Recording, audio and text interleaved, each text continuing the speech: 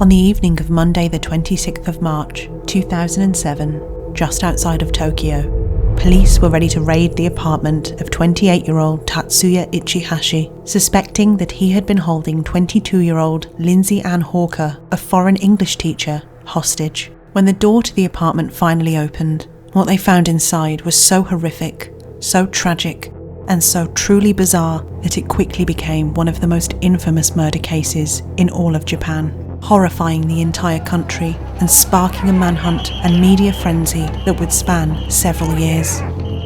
This is the heartbreaking, senseless and tragic murder of Lindsay Ann Hawker.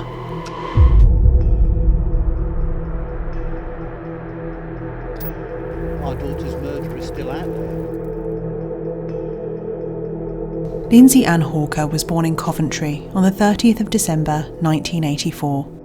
A middle child of 3 daughters, she was described by her friends and family as intelligent, popular, and outgoing. After graduating with a first-class degree in biology from the University of Leeds in 2006, Lindsay had her sights set on a master's. But first, she wanted adventure. A lover of Japanese culture, Lindsay decided to apply to teach English in Tokyo at Nova, a large and well-known private English language school located in Koiwa, East Tokyo. By October 2006, 22-year-old Lindsay had moved into an apartment in Chiba with several other female teachers. Within the first few months, Lindsay immersed herself in Tokyo life, meeting new people and seeing new sights, whilst, as her employer would later say, working extremely hard in her new role as an English teacher. Whilst Lindsay clearly stood out and sometimes attracted unwanted attention for being a foreigner, and an objectively beautiful one at that, she took care to speak to locals in their own language. She even took 100 lavender bags to give as tokens to her new students. That was the kind of caring and thoughtful person that Lindsay was.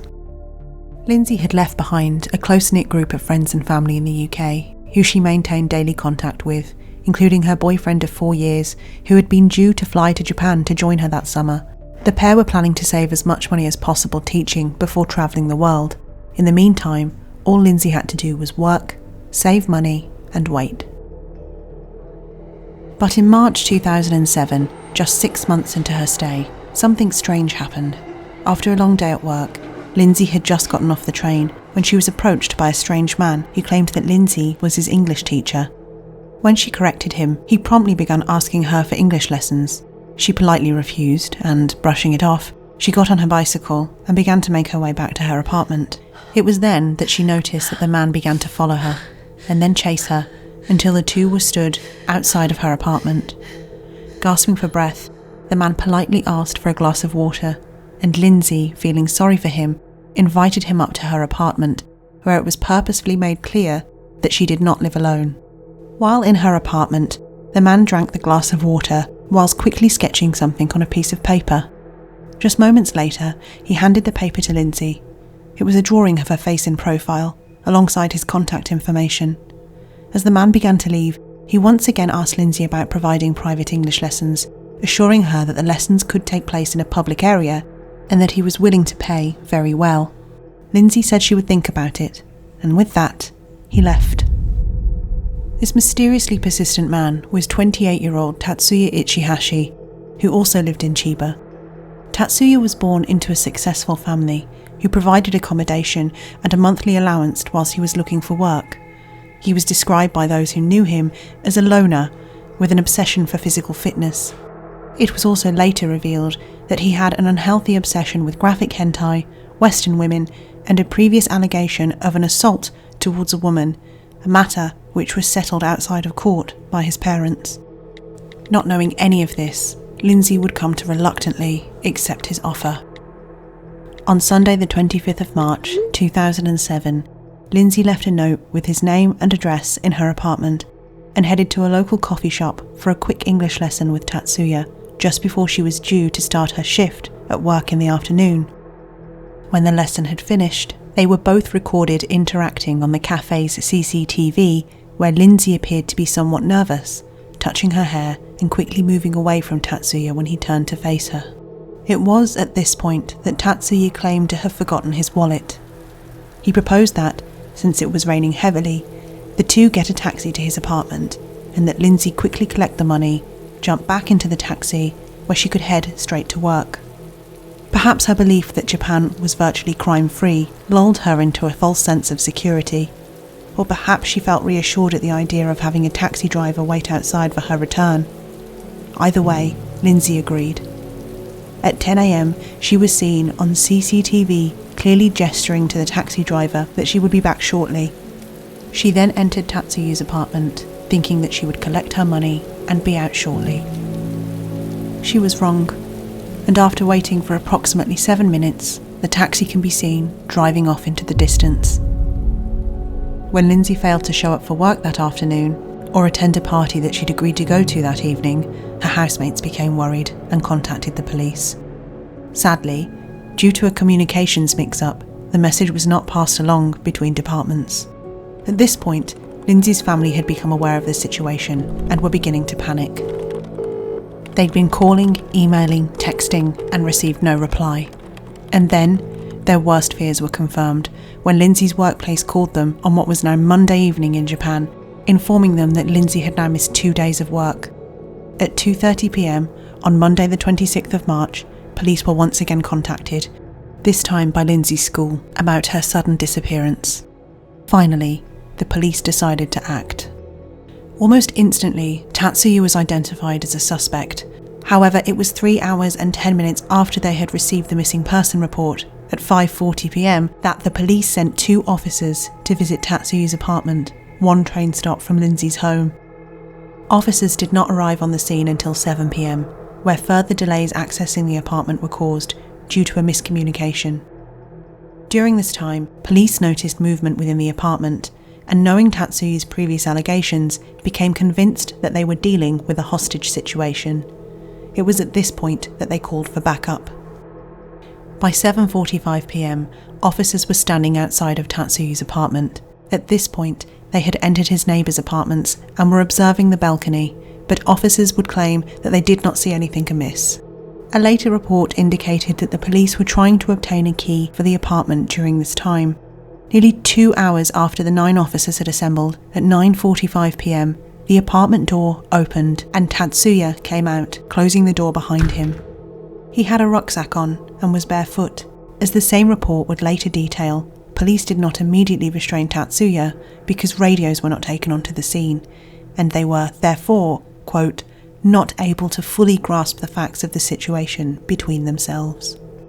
Nonetheless, Tatsuya, who was made aware of the allegations by the police officers standing in front of him, instantly shocked the group by bolting out of his apartment, barefoot, and past the police, who almost instantly lost sight of him when he ran into a dense neighbourhood of apartment blocks. Just moments later, outside of the apartment block, Tatsuya was sighted again, this time with a pair of shoes. Once more, police attempted to pursue him, and once more he escaped, losing officers in the dense network of streets surrounding the building. Panicked, police split up and looked around the local area, but he was nowhere to be found. Just like that, Tatsuya was gone. When police admitted defeat and searched his apartment, they expected to find Lindsay alive. What they found instead was truly horrifying. It was Lindsay's body, naked and completely shaved, buried in a mixture of sand and soil in Tatsuya's bathtub, which had been moved onto the balcony. Even more bizarrely, Tatsuya had placed flower seeds on top of the dirt, presumably with the idea that Lindsay's body would feed the growth of the flowers. It quickly became clear that Lindsay had been subjected to a horrific and prolonged assault in her final hours. Her body was found bound and gagged with both scarves and cords, and there were large bruises and marks covering virtually every part of her body, some of which indicated severe collisions with furniture. She'd also suffered violent strangulation, which had broken the cartilage of her neck. This is what had ultimately led to her death. Police also found Lindsay's belongings strewn across the apartment, along with piles of explicit hentai and several drawings of various women. Tragically, in Lindsay's scent box sat a message that would come to haunt her family for the rest of their lives. Because Lindsay had relayed the story of the strange encounter with Tatsuya to her boyfriend, causing him to become concerned, to which Lindsay replied, "Love you lots. Don't worry about the guy who chased me home. It's just crazy Japan. Miss you."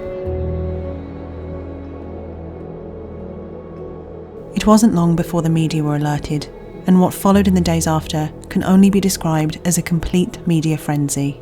The Japanese police launched a manhunt, and over 140 officers were dedicated to the search for Tatsuya. In the beginning, the police were relentless. Many members of the investigative team did not go home for days at a time, sleeping on roll-out mats in the office and waking up to systematically investigate some 5,200 reported sightings of their suspect and distribute some 30,000 wanted posters across the city. There was hardly a person in Japan that was not familiar with Tatsuya's face. At this point, there was an air of confidence. After all, Tatsuya had no money, nowhere to go, and an entire country after him. When Lindsay's family flew to Japan to raise awareness, the officer in charge, Superintendent Aguma, made a public and private promise that Tatsuya would be caught. Lindsay's parents, distraught, did absolutely everything in their power to move things along, even contacting the then UK Prime Minister, Tony Blair, who personally saw that multiple British officers accompanied the family to Japan to establish liaison with the Japanese police. Sadly, no matter how hard everyone worked, no matter how many leads were chased, no matter how many appeals were made on national television, no matter how many sightings were followed up, Tatsuya was gone. Slowly but surely, time marched on. Days turned into weeks, weeks turned into months, and months turned into years. On each anniversary of Lindsay's passing, her family would travel to Japan to raise awareness. By the summer of 2009, even though Lindsay's family had not given up hope, they were becoming increasingly frustrated with the investigation. In spite of raising the cash reward to 10 million yen for any tips leading to Tatsuya's whereabouts, the case was still not moving forward, and the spotlight was turning towards the Japanese police force, who were accused of botching the investigation by the British media. Meanwhile, the media were beginning to report that the Japanese police were, quote, winding the investigation down due to fears that Tatsuya had taken his own life. Some Japanese newspapers were even beginning to report that he had escaped to the Philippines and would now be impossible to find. "You may as well call him the Invisible Man," Lindsay's father would cry to the media, "because he is invisible to the Japanese police." Tatsuya was out there, and the odds were against him. As Lindsay's father kept putting it, Tatsuya had to be lucky each day of his life, but the Japanese police force only had to get lucky once. And in mid-October 2009, that is exactly what happened. Several tips emerged as to Tatsuya's whereabouts. At first, whispers of a sighting in an internet cafe in Japan's second largest city, Osaka. Then, rumours that Tatsuya had been living and working on a construction site just outside of Osaka began to emerge. Within the space of a few weeks, police had found fingerprints matching Tatsuya's in the company's dorms. And then, finally, on the 27th of October 2009, the Japanese police received a strange phone call from a clinic in Nagoya, a manufacturing and shipping city that was a 2-hour drive from Osaka. In the call, doctors from the clinic suspected that they had performed a cosmetic procedure on a man that they feared was Tatsuya, now 30 years old. Before and after photos were standard practice at the clinic, and it was these photos that would lead one doctor to become suspicious. At first, staff at the clinic hadn't recognised him because at first glance, he appeared to look completely different to the man in the wanted poster. It was only when they examined the photo more closely that they realised that there was significant evidence of further cosmetic surgery beyond what they themselves had performed, including the removal of 2 moles, a physical identifier marked out on virtually every single one of Tatsuya's wanted posters in Tokyo. Suspicious, the clinic sent the after photo to investigators, and within hours, specialists confirmed that it was indeed Tatsuya. His luck had finally run out. Tatsuya was due for a checkup at the clinic towards the end of October to have his stitches removed. Police would be waiting, but he of course failed to show up. At this point, police issued this new photo to the public. Interest in the case exploded, and once again, the media frenzy began. All of Japan now knew what Tatsuya currently looked like and where he had last been seen. The chase was on. Tatsuya, knowing he needed to get out of the area as soon as possible, made a desperate attempt to flee. But on the evening of Tuesday the 10th of November, the police received a tip that a suspicious-looking man who bore a resemblance to Tatsuya was spotted at a ferry terminal in Sumino, Okinawa. The police descended on the ferry terminal immediately, where a man wearing glasses, a cap and a mask was attempting to board a ferry to Naha, Okinawa. There was nowhere left to run. Tatsuya simply stood there and confirmed what police already knew. What happened next was completely and utterly chaotic. For reasons unknown, the police decided to transfer Tatsuya back to Chiba via public train. Word spread quickly, and by the time officers arrived with Tatsuya in Tokyo Central Station, they were swarmed by media. Completely unprepared, all they could do was cover Tatsuya with a black cloth. Despite the overwhelming evidence, surprisingly, Tatsuya did not confess to his crime upon being arrested. He remained silent whilst being in custody, much to the surprise of officers. He was officially charged on the 2nd of December, but it wasn't until the 23rd of December, after talking with his lawyers, that Tatsuya would admit that he was involved in Lindsay's death. The trial that took place throughout July 2011 revealed the truly bizarre details of the case in full.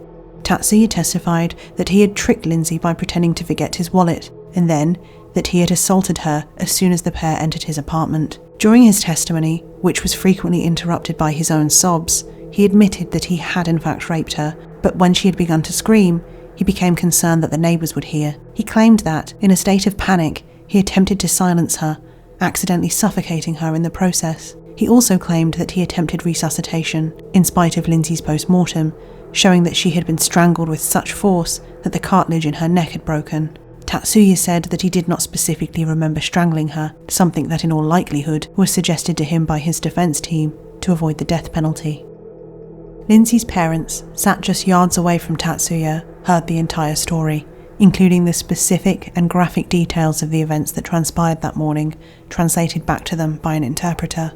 Later, more horrifying details would be made public that would only serve to elevate the infamy of this case. In his time on the run, Tatsuya travelled all around Japan, eventually finding himself in Oha, a tiny subtropical island in the south, where he lived in a concrete bunker from World War II and survived by eating wild fruit, fish, and even snakes.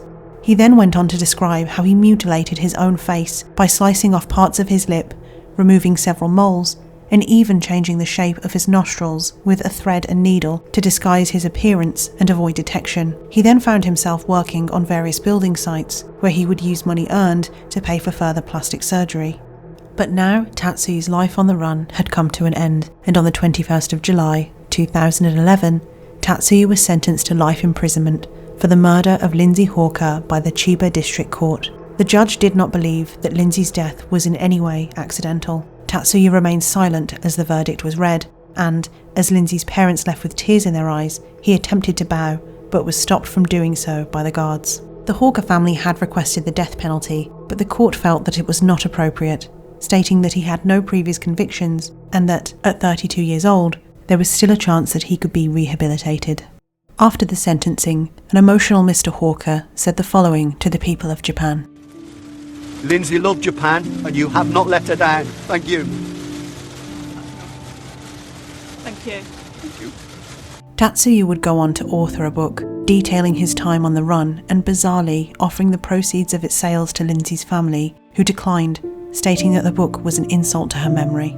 Rather than immortalising Lindsay through the words written by her killer, Lindsay will be remembered by the impact she had on the lives of others, by her sense of curiosity, by her unrelenting kindness, and her willingness to see the good in the people around her.